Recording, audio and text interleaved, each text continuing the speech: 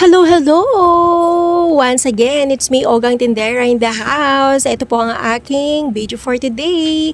Magluluto ko ng ginisang ampalaya na may itlog. Siyempre, ayan po yung mga sahog niya. Pinagsama-sama ko na. Nagisa ko siyempre ng bawang, kamatis, ayan, sibuyas. At siyempre, sinunod ko na yung ating napakatamis na ampalaya.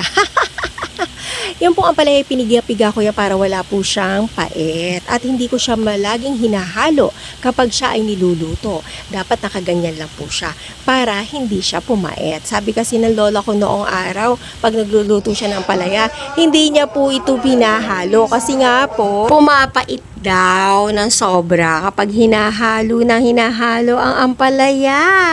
Kaya ayan, hindi ko siya masyadong hinahalo. At hanggang sa naluto, tinikman-tikman ko na. At pwede na siyang kainin. Ayan. O, diba? May Shanghai pa ako. Binili ko lang yung Shanghai dyan sa labas. 3 piraso. Para may partner naman po yung aking matamis na ampalaya. Ayan. Happy na naman si Ogang kasi kumakain na naman ako dyan.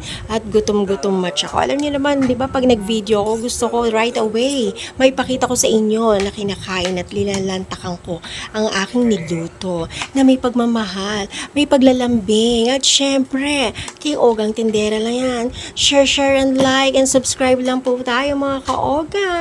Baka hindi ka pa subscribe sa aking YouTube channel, aba, mag-subscribe ka na. Maraming salamat. Alright.